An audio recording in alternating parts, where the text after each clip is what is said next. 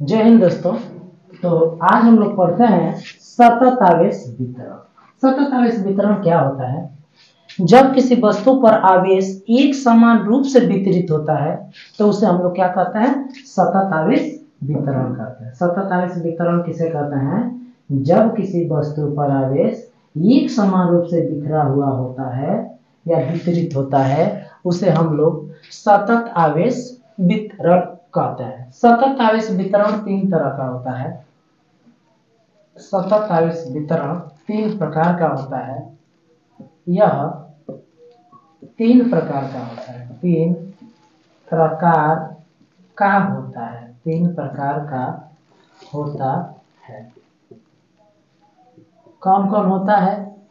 तो पहला होता है रेखीय आवेश वितरण। रेखीय आवेश वितरण। रेखीय आवेश वितरण एक विमीय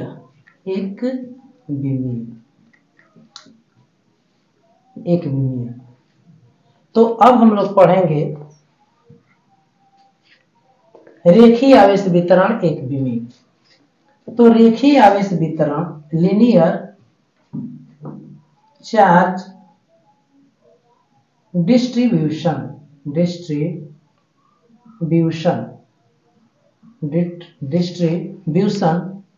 वन डायमेंशन।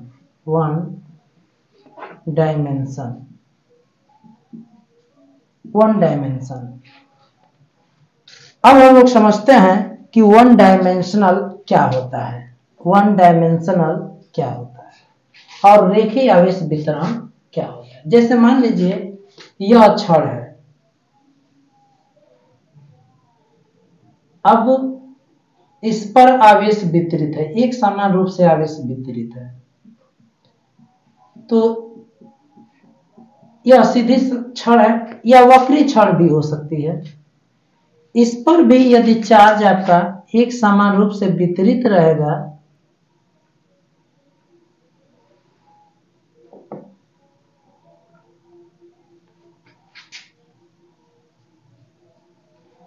तो या तो सीधी छड़ या वक्री छड़ पर जब चार्ज एक समान रूप से वितरित रहता है तो उसे हम लोग रेखीय आवेश वितरण कहते हैं। रेखीय आवेश वितरण किसे कहते हैं?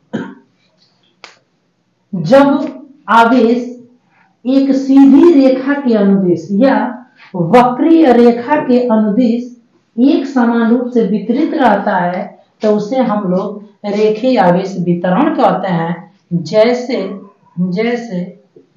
सीधी छड़ पर आवेश का एक समान रूप से वितरण। आवेश का एक समान रूप से वितरण।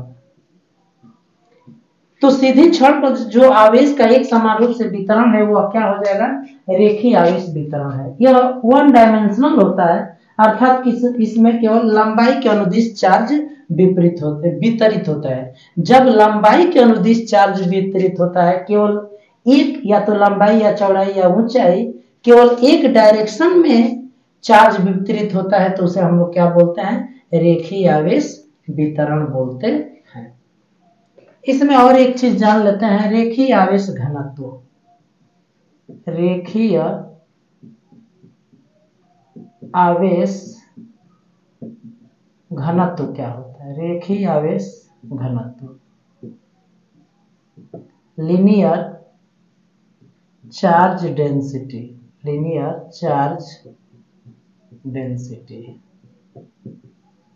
रेखीय आवेश घनत्व क्या होता है? तो जैसे मान लीजिए यह छड़ है, छड़ ए भी है।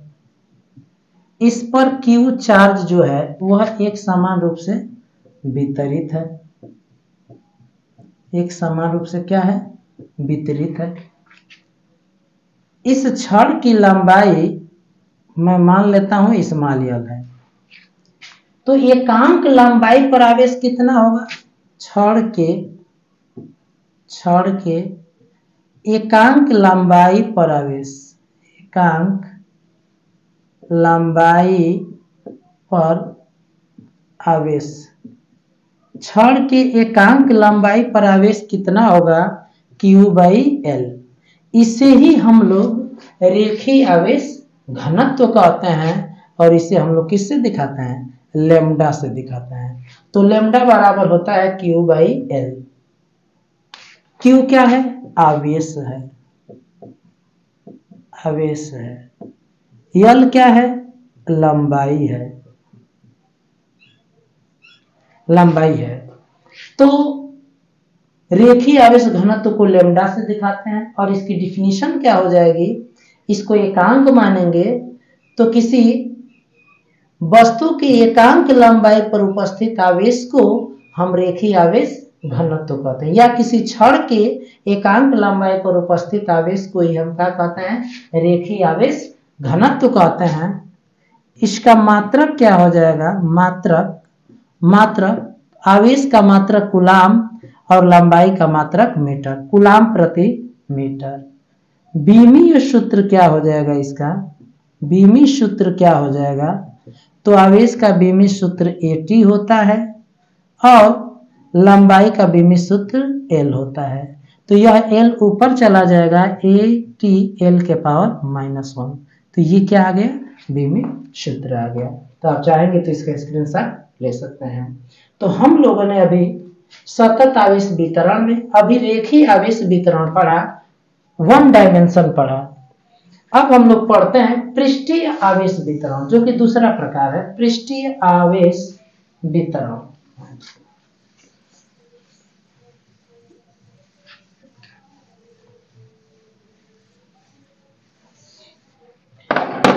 पृष्ठीय आवेश वितरण दूसरा क्या है, दूसरा पृष्ठीय आवेश वितरण, पृष्ठीय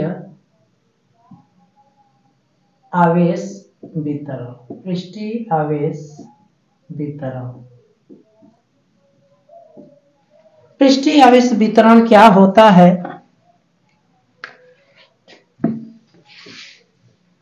पृष्ठीय आवेश वितरण क्या होता है, सरफेस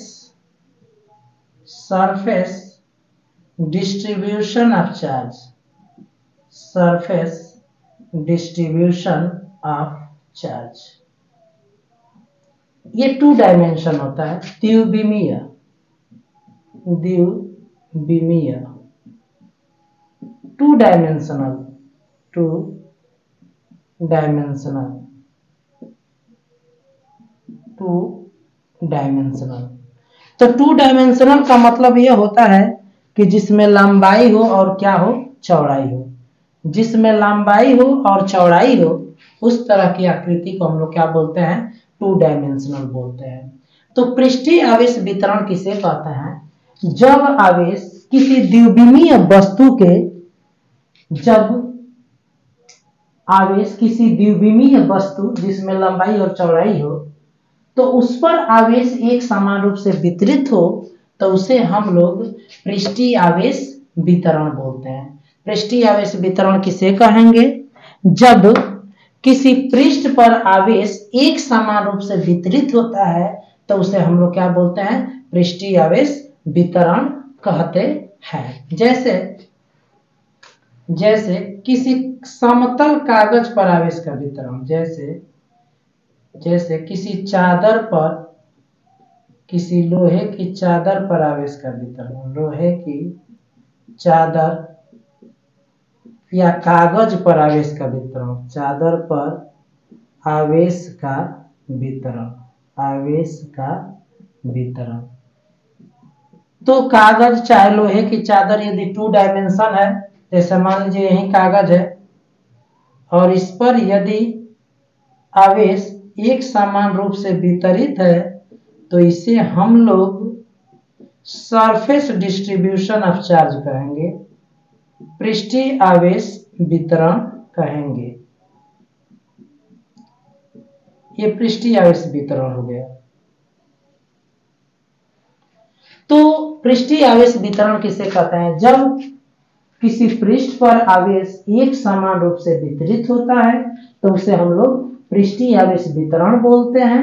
किसी लोहे की चादर या कागज पर आवेश का एक समान रूप से वितरण को ही हम लोग क्या बोलते हैं, पृष्ठीय आवेश वितरण बोलते हैं। अब हम लोग एक और चीज समझ लेते हैं, पृष्ठीय आवेश घनत्व। आवेश घनत्व, तो पृष्ठीय आवेश घनत्व क्या होता है ये हम लोग समझते हैं। Surface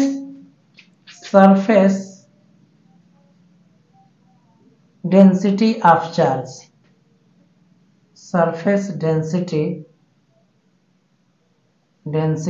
of charge, surface density of charge, ये क्या होता है। तो जैसे यहां पर मान लीजिए इसका क्षेत्रफल S है और इस चादर पर जो टोटल आवेश है वो Q है, तो एकांक क्षेत्रफल पर आवेश कितना होगा, एकांक क्षेत्रफल पर आवेश, एकांक क्षेत्रफल पर आवेश, मैं एकांक क्षेत्रफल पर आवेश निकालना चाहता हूं तो ये होगा Q बटा में S, और Q बटा में S क्या हो जाएगा, यही एकांक क्षेत्रफल पर क्या हो जाएगा, आवेश हो जाएगा। एकांक क्षेत्रफल पर ये क्या हो जाएगा, आवेश हो जाएगा। इसे ही हम लोग सिग्मा से दिखाते हैं, और सिग्मा को हम लोग बोलते हैं पृष्ठीय आवेश घनत्व। तो पृष्ठीय आवेश घनत्व किसे कहते हैं, एकांक क्षेत्रफल पर, एकांक पृष्ठीय क्षेत्रफल पर उपस्थित आवेश की मात्रा को ही हम पृष्ठीय आवेश घनत्व कहते हैं, और इसे हम लोग सिग्मा से दिखाते हैं। इसका मात्रक क्या हो जाएगा, यदि इसका मात्रक हम लिखना चाहेंगे तो कूलाम प्रति क्या हो जाएगा, मीटर स्क्वायर। और यदि इसका हम बीमी सूत्र लिखना चाहें, बीमीय सूत्र, तो बीमी सूत्र क्या हो जाएगा, बीमी सूत्र हो जाएगा Q का बीमी सूत्र AT हो जाता है, और क्षेत्रफल का बीमी सूत्र L स्क्वायर हो जाता है। जब यह ऊपर जाएगा तो AT L के पावर -2, यह पृष्ठीय आवेश घनत्व का क्या हो जाएगा, बीमी सूत्र हो जाएगा। ठीक है, अब हम लोग जो सतत आवेश वितरण में तीसरा है जिसका नाम है आयतन आवेश वितरण, उसे हम लोग पढ़ते हैं। आयतन आवेश वितरण अब हम लोग पढ़ेंगे कि आयतन आवेश वितरण क्या होता है। आयतन आवेश वितरण हम लोग पढ़ेंगे कि आयतन आवेश वितरण क्या होता है। तीसरा हम लोग पढ़ते हैं आयतन आवेश वितरण। आयतन आवेश वितरण, आयतन आवेश वितरण क्या होता है ये हम लोग पढ़ेंगे। Volume distribution of charge, distribution of charge. तो आयतन आवेश वितरण किसे कहते हैं, जब आवेश किसी त्रिविमीय वस्तु यानी किसी वस्तु के आयतन पर एक समान रूप से वितरित होता है तो उसे हम आयतन आवेश वितरण बोलते हैं। ये त्रिविमीय हो जाएगा, त्रिविमीय, त्रिविमीय अर्थात थ्री डायमेंशनल, थ्री डायमेंशनल। तो आयतन आवेश वितरण क्या होता है, जब किसी त्रिविमीय वस्तु अर्थात आयतन वाली वस्तु पर आवेश एक समान रूप से वितरित होता है तो उसे हम लोग आयतन आवेश वितरण कहते हैं। जैसे जैसे जैसे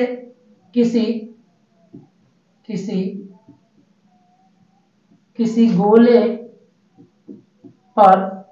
गोले पर आवेश का एक समान रूप से वितरण, एक समान रूप से वितरण, एक समान रूप से वितरण, वितरण। तो किसी गोले पर आवेश का एक समान रूप से वितरण, ये आयतन आवेश वितरण कहा जाएगा, क्योंकि गोले पर आयतन यदि एक समान रूप से वितरित है तो उसे हम लोग क्या कहेंगे, आयतन आवेश वितरण कहेंगे। इसमें एक चीज समझ लेते हैं, आयतन आवेश घनत्व। आयतन आवेश घनत्व, आयतन आवेश घनत्व क्या होता है ये समझ लेते हैं। वॉल्यूम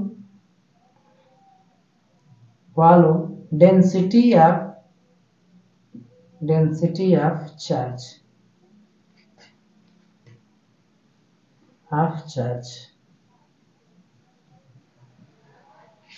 तो जैसे मान लीजिए कोई गोला है, ये हम लोगों ने कोई गोला मान लिया, अब इस पर आवेश वितरित है, इस गोले पर आवेश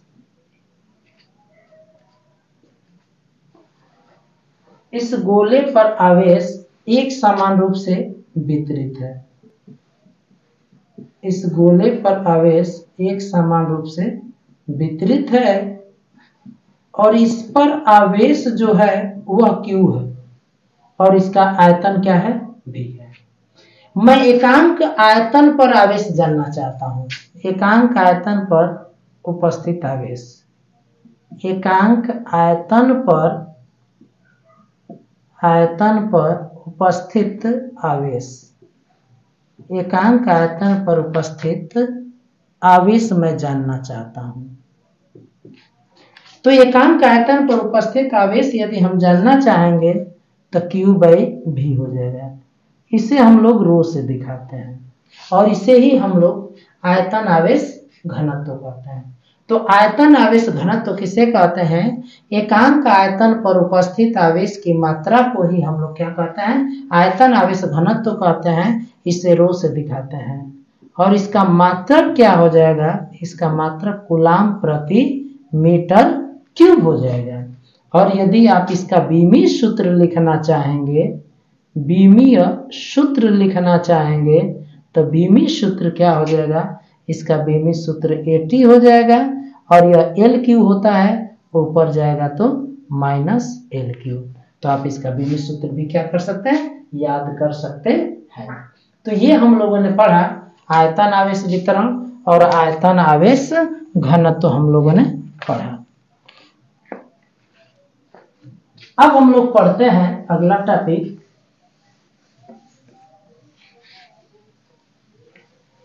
रेखीय आवेश वितरण के द्वारा रेखीय आवेश वितरण के कारण किसी बिंदु आवेश पर बल, किसी बिंदु आवेश पर बल, रेखीय आवेश वितरण के कारण किसी बिंदु आवेश पर बल। Electric force on A point charge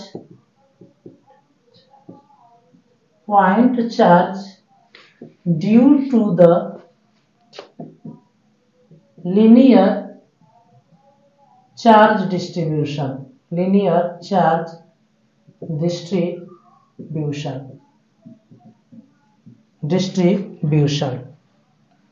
तो अब हम लोग पढ़ेंगे रेखीय आवेश वितरण के कारण किसी बिंदु आवेश पर बल। Electric force on a point charge due to the linear charge distribution. तो यहां पर हम एक रेखीय आवेश वितरण में ले लेता हूं, ये कोई तार है AB, इसकी लंबाई हम ले लेते हैं L और इस पर जो टोटल आवेश है Q है, जो कि एक समान रूप से क्या है, बिखरा हुआ है, एक समान रूप से क्या है, बिखरा हुआ है। और इसका आवेश घनत्व लैम्डा बराबर Q/L होता है, क्योंकि हम लोग जानते हैं आवेश बटा में क्या होता है, लंबाई होता है, आवेश बटा में लंबाई होता है। अब हमें क्या करना है कि इस रेखीय आवेश वितरण के कारण बिंदु जो P पर Q0 है, बिंदु आवेश है, उस पर लगने वाला बल निकालना है। तो हम डायरेक्ट कूलाम का नियम नहीं लगा सकते हैं, क्योंकि कूलाम का नियम बिंदु आवेशों के कारण लगने वाला बल निकालता है। यहाँ पर यह बिंदु आवेश आप इसको मान नहीं सकते। तो इसको क्या करना होगा, इस जो तार AB पर जो आवेश है एक समान रूप से बिखरा हुआ है, उसको छोटे छोटे आवेशों में विभक्त करना होगा, ताकि उन छोटे छोटे आवेशों को हम क्या कर सकें, बिंदु आवेश मान सकें। तो यहाँ पर एक हमने एलिमेंट लिया है जिस पर आवेश कितना है, dq है, और इसकी लंबाई कितना है, dl है। इस एलिमेंट की लंबाई dl है और इसका क्या है, dq है। तो क्या हो जाएगा, dq के कारण सूक्ष्म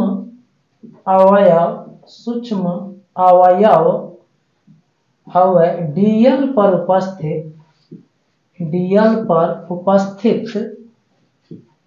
उपस्थित आवेश dq के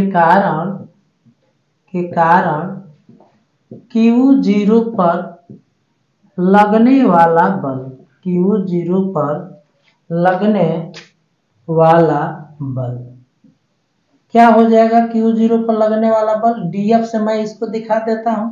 dF से क्यों मैं दिखा रहा हूं, क्योंकि यह सूक्ष्म अवयव है तो लगने वाला बल भी सूक्ष्म होगा। तो कूलाम के नियम से निकालेंगे तो 1/4πε0 के dq इंटू Q0 बटा में r² और वेक्टर रूप में लिखना है इंटू r²। यह मैंने कहां से लिखा है, तो कूलाम के नियम से मैंने लिखा है, कूलाम के नियम से, ठीक है ना। जहां के क्या है, माध्यम का परावैद्युतांक है, जहां के क्या है, माध्यम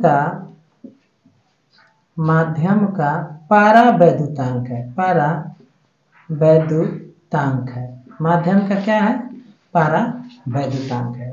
तो हमें केवल इस आवेश द्वारा यहाँ पर लगने वाला बल नहीं निकालना है, इस सूक्ष्म अवयव के कारण उपस्थित आवेश पर यहाँ पर लगने वाला बल नहीं निकालना है, बल्कि पूरा जो रेखीय आवेश वितरण है, जो तार AB पर पूरा आवेश है, उसके कारण हमें क्या लगने वाला बल निकालना है।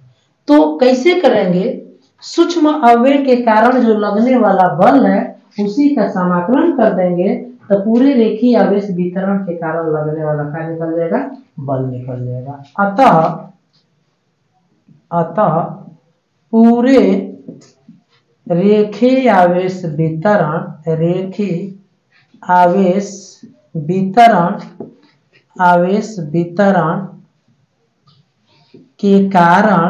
के कारण इसको और भी लिख सकते हैं, AB पर उपस्थित आवेश Q के कारण Q0 पर लगने वाला बल, तो क्या हो जाएगा, लगने वाला बल हमें निकालना है तो हम लोग समाकलन कर देंगे। यह जो बल निकला है सूक्ष्म आवेश के कारण जो बल निकलना है उसी का समाकलन कर देंगे। तो क्या हो जाएगा, 1/4πε0 के समाकलन dq इंटू Q0 बटा में r² इंटू r²। यहाँ पर रेखीय आवेश घनत्व लैम्डा बराबर क्या हो जाएगा, यहाँ पर आवेश है dq और यहाँ पर लंबाई है dl, तो dq बराबर मिल जाएगा, ये भाग में इधर आ जाएगा गुणा में लैम्डा इंटू dl, ठीक है। यह वैल्यू यहाँ पर हम लोग रख देते हैं। तो 1/4πε0 के इंटीग्रेशन, यहाँ पर dq है तो dq की वैल्यू वहां से हम लोग रख देते हैं लैम्डा dl और बटा में r² इंटू r²। तो वेक्टर F बराबर हमको मिल गया है 1/, और यहाँ से Q0 हम लोग कॉमन कर लेते हैं, ये Q0 कॉमन हो जाएगा तो ये आ जाएगा Q0 अपन 4 पाई एप्सिलॉन 0 के integration of lambda dl upon r square into r cap. तो ये क्या आ गया, ये आ गया किसी बिंदु आवेश पर किसी रेखीय आवेश वितरण के कारण लगने वाला बल का ये सूत्र आ गया। तो आप चाहेंगे तो इसका स्क्रीनशॉट आप ले सकते हैं। तो मुझे आशा नहीं बल्कि विश्वास है कि यह वीडियो आपको बेहद पसंद आया होगा। तो आप इसे अपने दोस्तों में ज्यादा से ज्यादा शेयर करें, लाइक करें, कमेंट करें। तो आज के लिए इतना ही। जय हिंद, जय भारत।